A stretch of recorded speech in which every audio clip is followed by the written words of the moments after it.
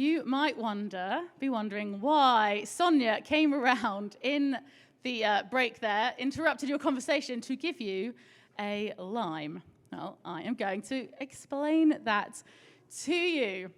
Unfortunately, Stan, it's not because I'm about to pass around the margaritas or some other nice, refreshing drink, which would be quite nice in this heat. I can see where you're coming from. That could be quite nice, but fortunately, that is not the purpose of our lime this morning. But instead, what I'm going to ask you to do is to take a moment, just about a minute. I'm actually going to give you a minute to examine your lime. I want you to look at it, look at any kind of imperfections you might see in it, the colors, the shape, feel it. I certainly didn't get one, Zoe. There we go. Feel it, maybe smell it, touch it. You've got a moment to just familiarize yourself with your lime.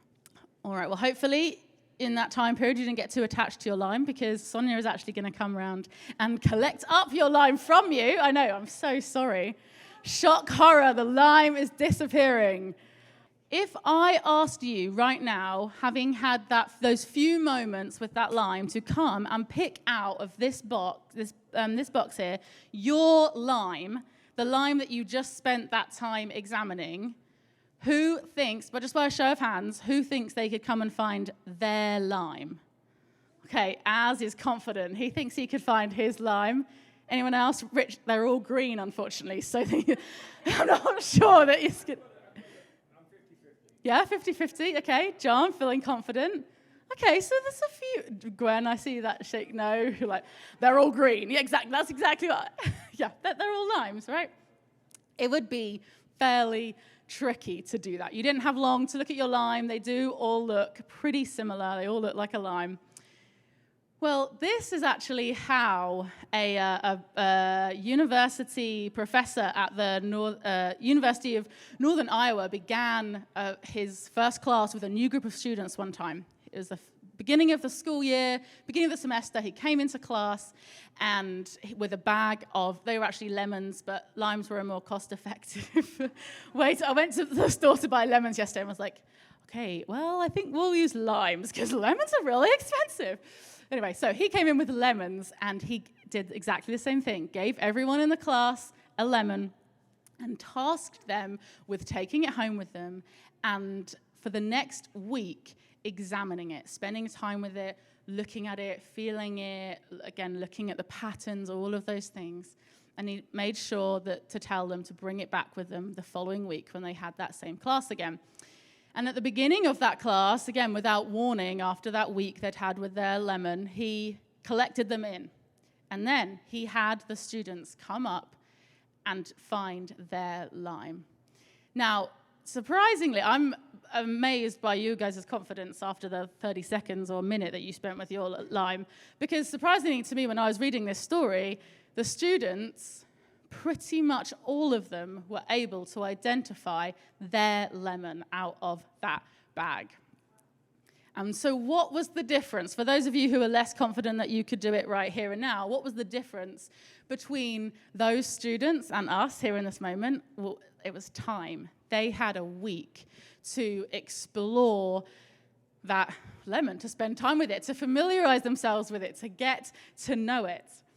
And it worked. That they learnt their lemon, their lime, and they got to know it, and they were able to identify it and pull it out of the crowd.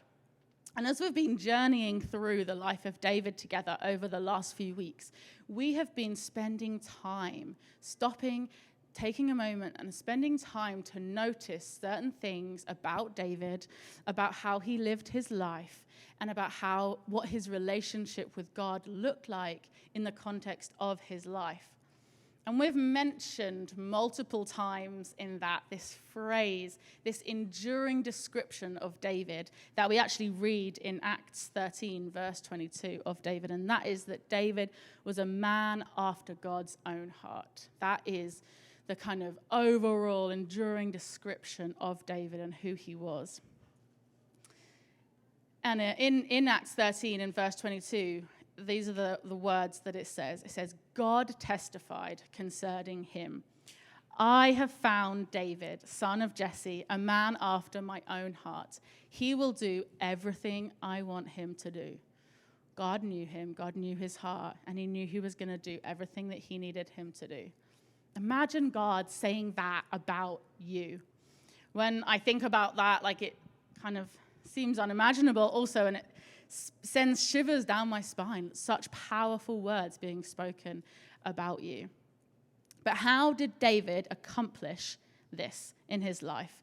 When his life was full of ups and downs, we've seen some of those over the last few weeks. David did not live this perfect life, yet still he was described as a man after God's own heart.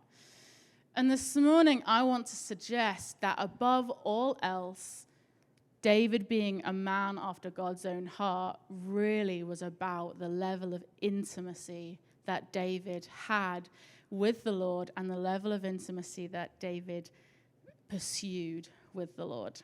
David walked in intimacy with God in the ups and the downs. The mountaintops and the valleys. David ran to the Lord. He pursued intimacy and connection with God in both of those moments in his life, the ups and the downs. And we read that, we find out about that in the Psalms and the stories of David's life in Scripture. And so today we're going to focus on Psalm 27. So if you have a Bible with you or your phone, I'm going to read the whole psalm. So if you want to take a moment and find your way to Psalm 27, that would be fantastic.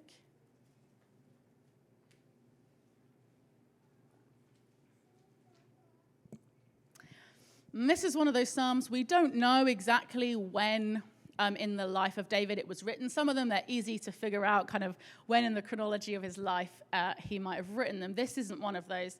But some people think that it was in his earlier days, before he came to the throne, and was really written in the midst of the preparation period and the waiting period of his life.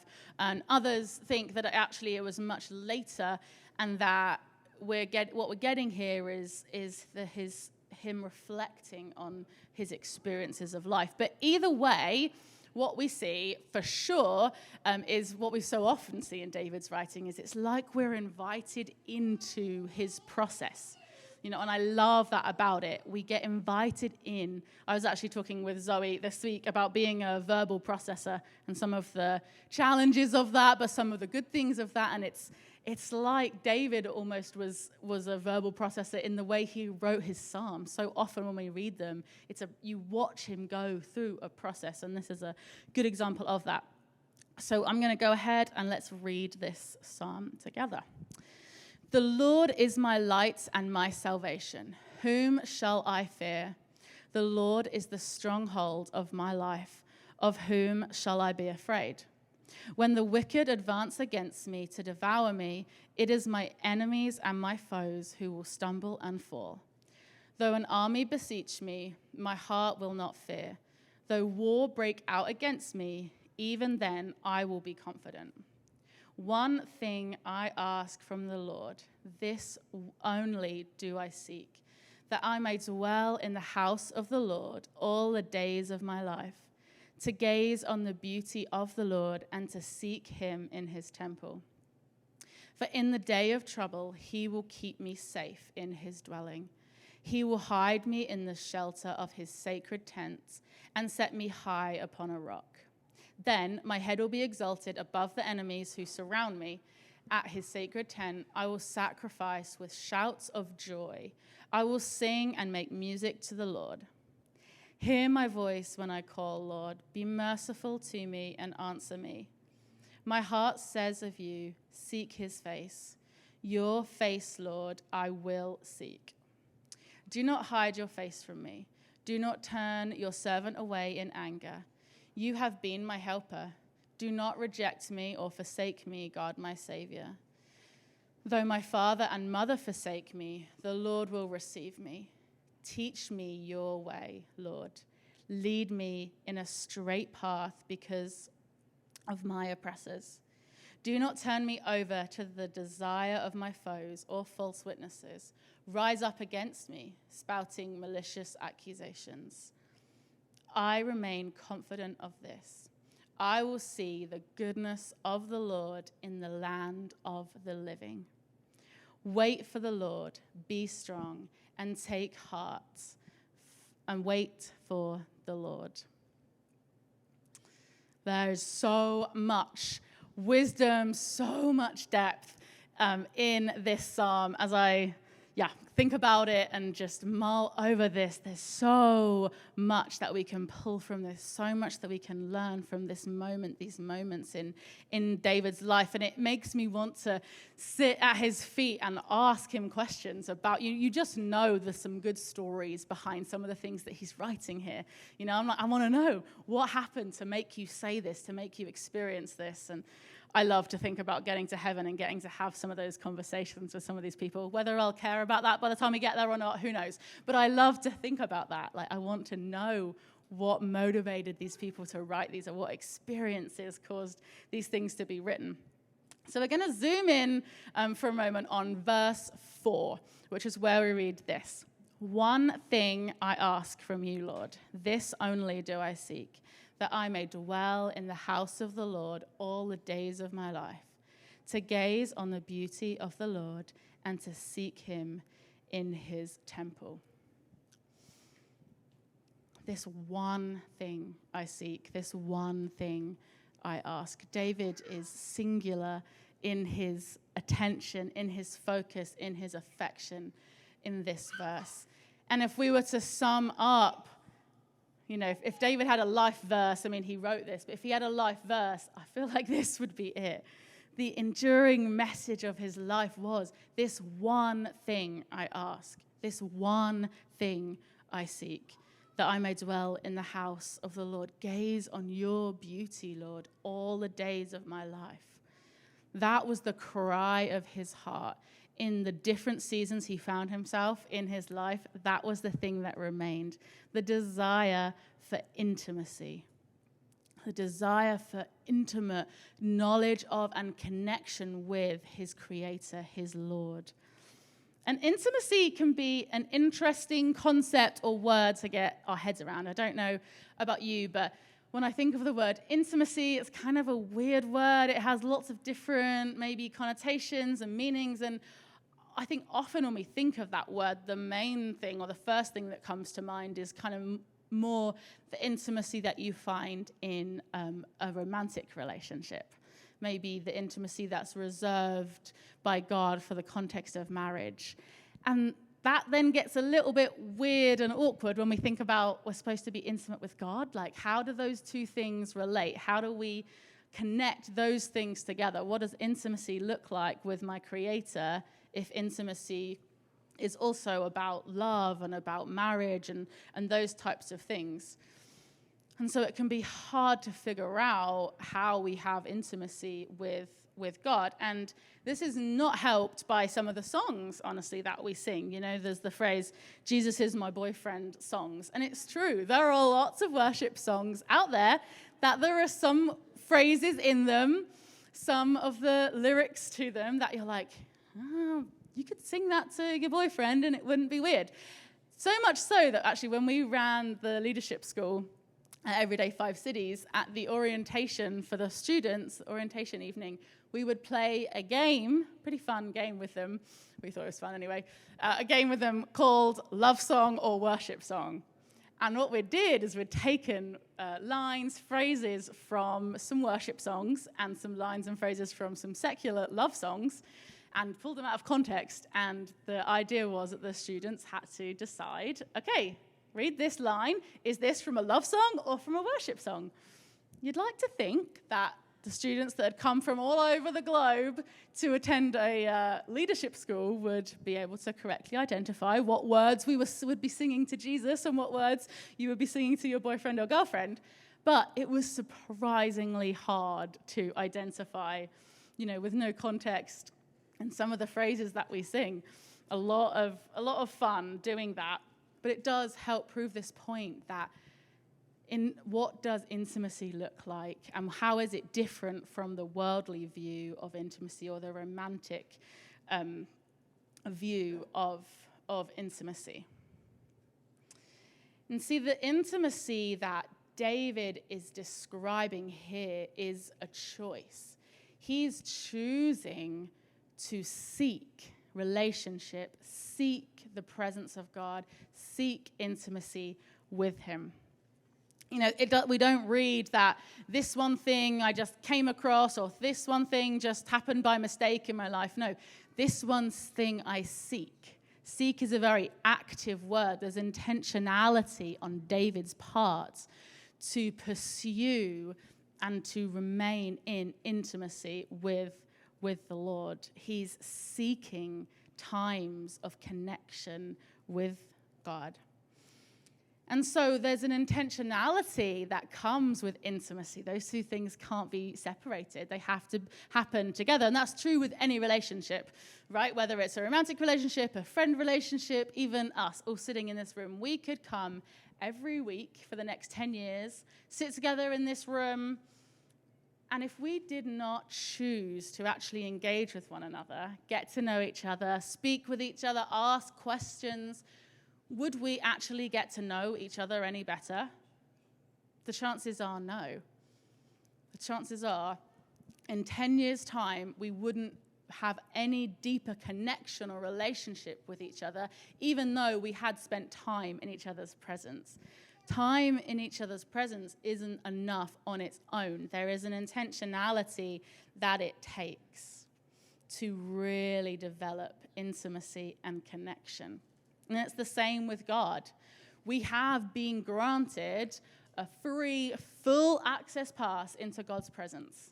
We get to boldly approach the throne of God whenever, wherever we want. That is our right through the salvation that Jesus brought us. But we still have to take responsibility for seeking that and for seeking the intimacy that flows from being in his presence. There is still intentionality on our part. Think about those students with their lemons or us with our limes earlier. Particularly in the context of those students, I imagine that there was at least one student in that class who thought, this is ridiculous. I'm not doing this. Why has this guy given me a lemon? Why have I got to look at it for a week? And that lemon ended up in the cup holder of their car or the side table in the living room or whatever, and then they just about managed to remember to grab it on their way back into class the next week.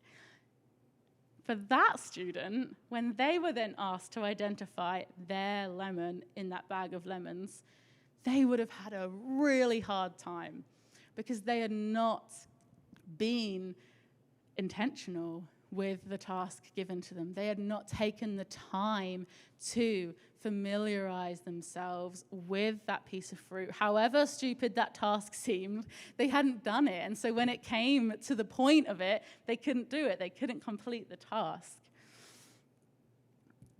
But this is also where we have to be a little bit careful because it's easy to begin to confuse being familiar with something or someone with being intimate with someone or something. And they're very similar, but they're actually not the same thing. Familiarity and intimacy are not the same. Similar, but not the same. You can spend time with someone or something, in the case of the lemons and the limes, but you can spend a lot of time and get to know someone, become familiar with someone without actually becoming intimate with them, without actually getting to know who they are. You can get to know what they do, maybe some to some degree what they like, what they don't like, but you don't get to know who they are, and that's the difference. When we're familiar with something, we know things about them, but we don't know who they are. And that's why we have to be careful when it comes to our relationship with God. It's so easy to slip into familiarity with the Lord, where we know lots of things about him. Maybe we know all the stories, the kind of Sunday school stories of God and all the characters and that, but we don't know who God is. We know about him, but we don't know who he is. Intimacy, when we're walking in intimacy with the Lord, that means that we know who he is. We get to enjoy the knowledge and the experience of the person of God, not just the knowledge of who he is and what he's done. We don't want to settle for familiarity when actually what we have access to and what we're created for is intimacy. We weren't created to know about God. We were created to know God. And there's a difference there. And so to remain in intimacy and not slip into familiarity, like I said, it takes effort. Again, it takes effort, time, intentionality on our part, just like with any relationship. Again, within the context of any relationship, we can easily slip into familiarity, even someone we've known for a long time. You know, we can kind of think, we know them really well. We know everything there is to know about them. But do we really know who they are right now? What's happening in their life right now? What are they going through? Who are they right now? It's the same with God. And so intentionality kind of maybe sounds like hard work, right? And it is to an extent. There is an element of hard work that we have to put in our relationship with God. And that's not always what we want to hear. And for some of us, and I am one of these people, I don't mind putting in hard work. I don't mind putting in effort, something. But I do typically like there to be some reward or at least like positive consequence of that hard work and effort that I've put in, you know? And so if you're like that, the good news is that's no different here. When we choose to actually pursue intimacy with God, with our Heavenly Father, with our Creator, there are so many promises in our lives that are fulfilled, that flow from intimacy. And one of those things is joy. Intimacy and joy are woven together in a way that cannot be untangled. Intimacy and joy flow together. To pursue and to know true intimacy with God is to know true joy. Those things are almost one and the same. Oswald Chambers puts it like this. He says, a life of intimacy with God is characterized by joy. They can't be separated. If you are living in intimate relationship with God, then you should be and you will be experiencing the joy that flows alongside of that. And if you're not experiencing joy in your life, and particularly in your relationship and your walk with God, then that is an indicator that there's an intimacy issue going on. There's a connection or a disconnection that's happened, which means that intimacy is not a reality that you're living in. It's not allowing the joy to flow into your life. And David, he totally understood this. We see this many places in his life and in his Psalms. He understood this link between intimacy and joy and how they link up together so strongly. And in Psalm 16, verse 11, we read that David describes it like this. He says, "You make known to me the path of life. In your presence there is fullness of joy." Here, he's not just saying, in your presence, when I'm walking with you in intimacy with you, I experience joy.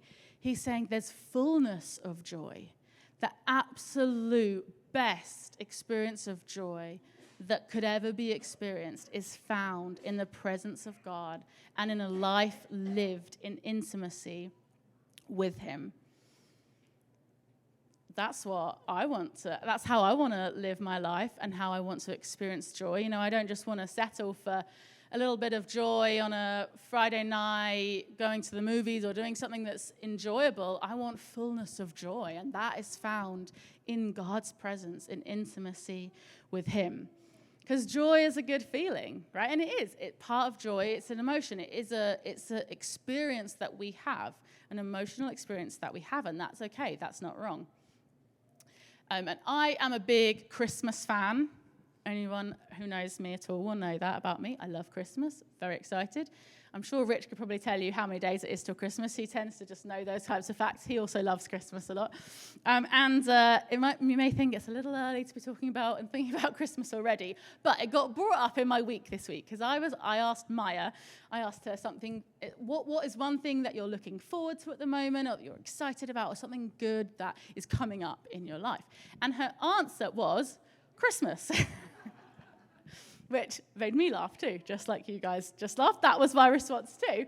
And I said, as a fellow Christmas lover, I could understand where she's coming from, but I did point out, well, Christmas is quite a long way off. And I said, and actually, even your birthday comes before Christmas. Aren't you, excited about that? She's like, no, Christmas. It's all about Christmas. Christmas is super exciting. I was like, okay, I can relate. I really can. There is something about Christmas that brings joy like no other earthly thing. I love Christmas. I'm with her. 112 days. There we go, 112 days. Oh, that's quite a lot, actually. I don't know if it'll go quick. As soon as schools get back and everything, it feels like it's Christmas again, which I just can't wait for.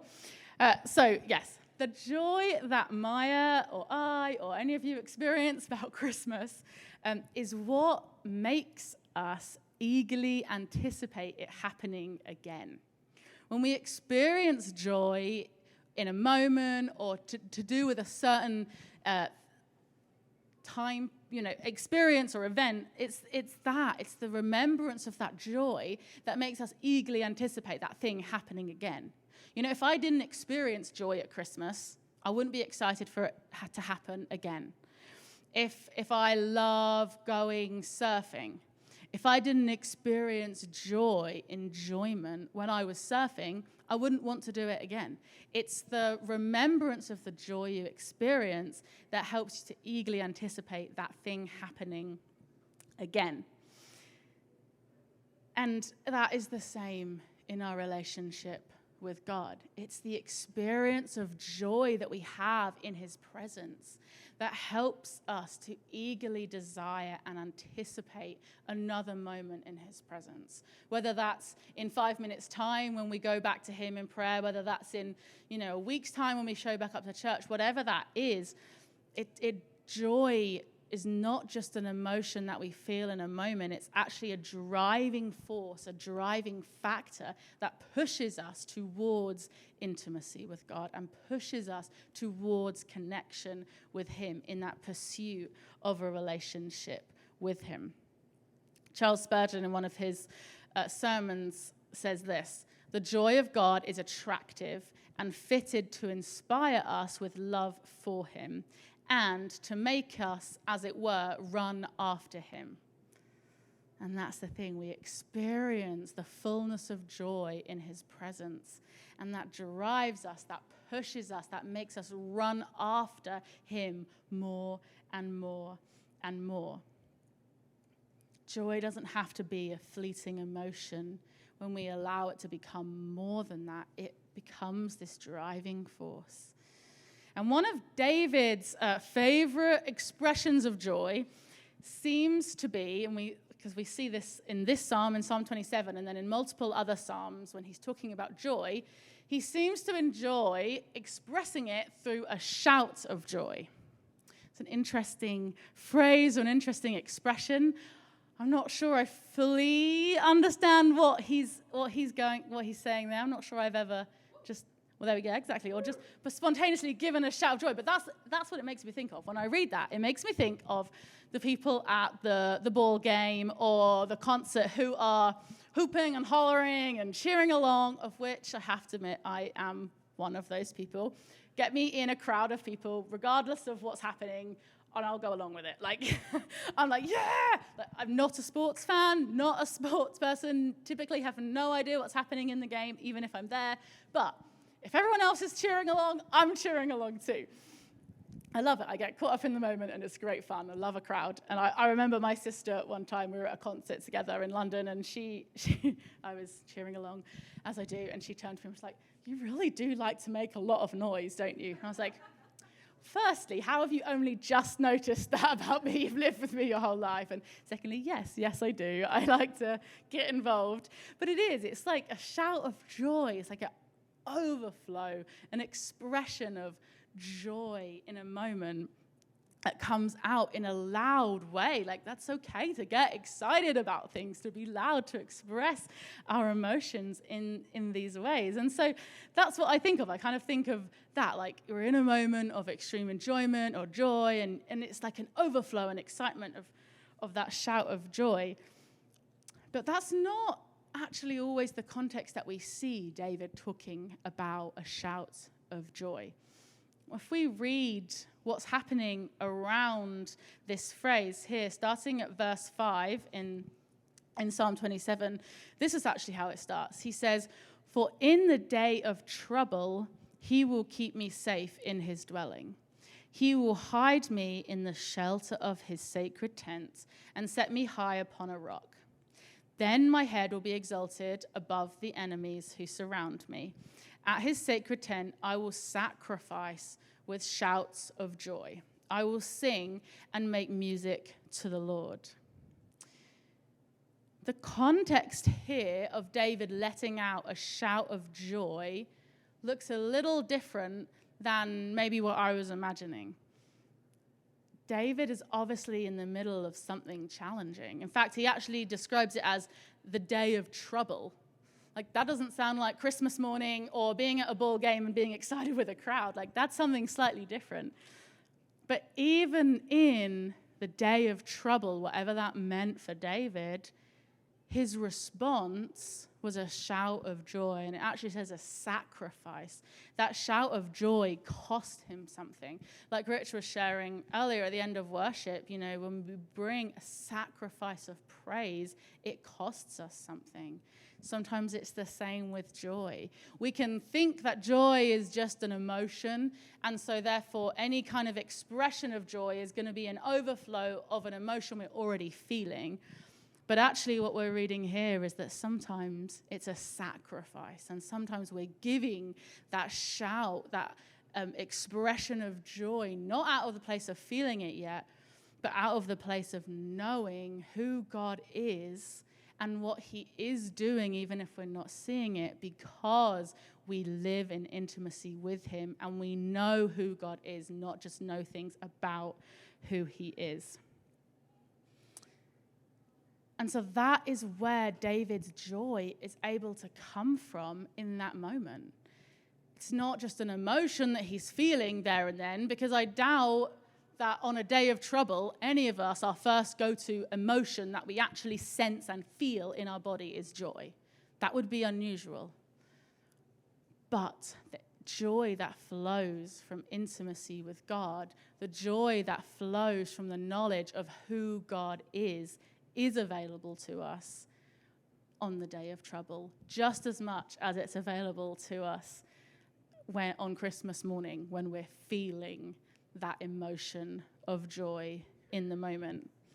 And I remember years ago a Bible study when I was at college, and we were studying one of the Psalms of David. And it was, I can't remember which psalm it was, but it was, you know, another one of those ones where David is definitely processing something. He's going from the, "God, why have you forsaken me?" to, "Oh, God, you're amazing, I love you," which I can totally relate to, because that's pretty much how most times of prayer happen for me. Normally it starts with, "God, this is awful," and then, "Oh, you're amazing." It's amazing how that happens. But I remember that the leader of the study asked us a question, and we were going around the room, one of those moments where everyone was answering, and it was going kind of around the room, and it was getting closer and closer to me, and I was aware that I didn't want to answer the question, but I was going to have to at some point, you know? And the question was basically this: where do you run on your day of trouble? And more specifically, do you find yourself closer to God and walking in more intimacy with him when things are going really, really well in your life, or when things are hard and you're experiencing a day of trouble? Now, the reason I didn't want to answer the question was because as it was going around the room, pretty much everyone was saying that for them, when things were going well in life, when they were, you know, on a mountaintop, as it were, they found it easy to almost forget about God. that they could carry on with their life, and the need for God wasn't the same. And so they found themselves often in less intimacy with him. And then when things got hard, things got rough, they almost would like remember, like, oh yeah, God, I need you. And that is when they would find themselves running to him, being with him, and experiencing more intimacy because of that. And so this was kind of the overall perspective of seemingly everyone in the room. And I was aware that was not my experience. For me, I found that when everything was good in my life, I found it really easy to be with God, to want to spend time with him, to experience intimacy with him. Like, all I wanted to do was pray and worship and read my Bible and be with him when things were good. When things got hard, when things were tough, on the day of trouble, all I wanted to do was to hide from the world in general, but that also meant hide from God. And so the last thing I wanted to do, and sometimes the last thing I even would think to do in those moments, was to walk towards intimacy with God. And so I was like, I think I've got, like, there's something wrong with me. Like, this was, much earlier on in my walk with God. And I was like, well, everyone else has the right answer, and I have the wrong answer. Like, what's wrong with me? And I did share, because there was no way to not, and I can't lie. So I just had to, even if I had tried to go along with what everyone said, it would have come out anyway. So I said, and it actually was the beginning of that shifting and beginning to change in my life, like identifying that as a pattern for me and seeing that it wasn't really serving me very well. It's not, one is not necessarily better or worse than the other, because the reality is that actually we should be desiring and pursuing intimacy with God in both of those times. The mountaintop and the valleys are both times where we can and should be experiencing intimacy with God, and joy is available in both. David realized that. He realized that on his day of trouble, it was God that was going to keep him safe. It was God that was going to protect him, but it was also God that was going to enable him to experience joy in the midst of struggle and in the midst of hardship. That is where David was able to get the strength to offer a shout of praise, a shout of joy on the day of trouble, was from the joy that flows through intimacy. And what does Nehemiah 8:10 say about the joy of the Lord? That it is our strength. The joy of the Lord is our strength.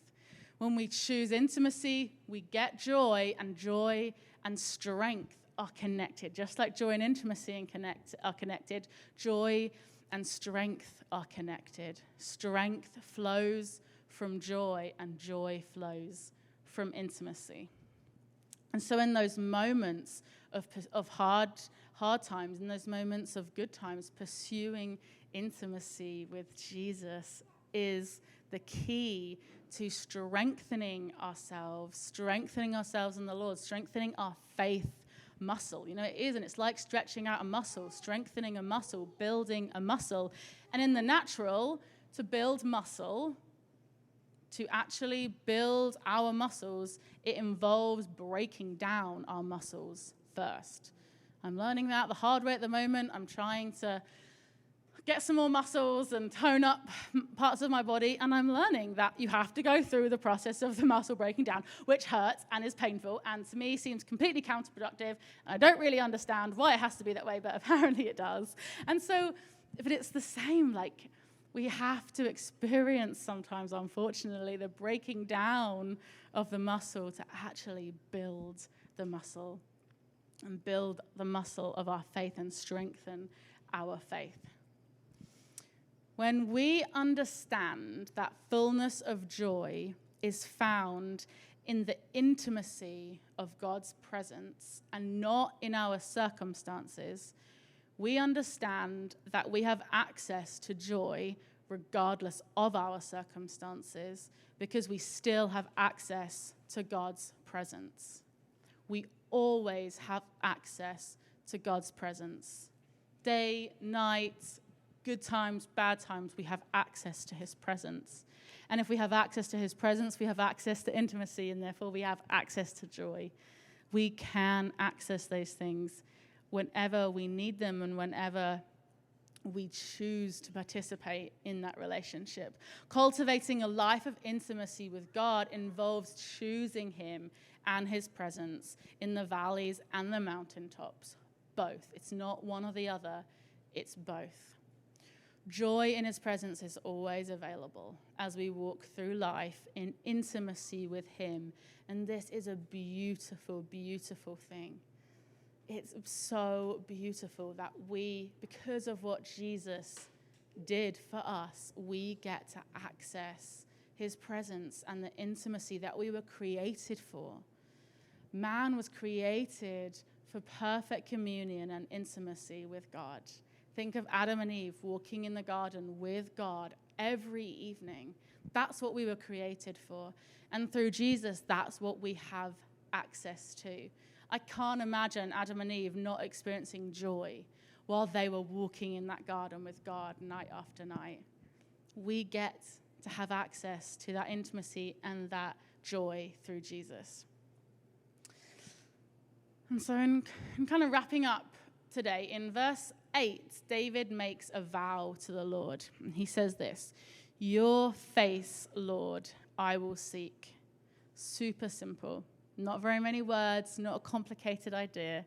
He just simply makes a vow, a promise to God, and says, "Your face, Lord, I will seek." It might be simple, but it's powerful. The choice that David made, the promise that he makes to God here, has powerful repercussions in his life. He's choosing a life of intimacy and choosing to step into that. David knew that we become what we behold.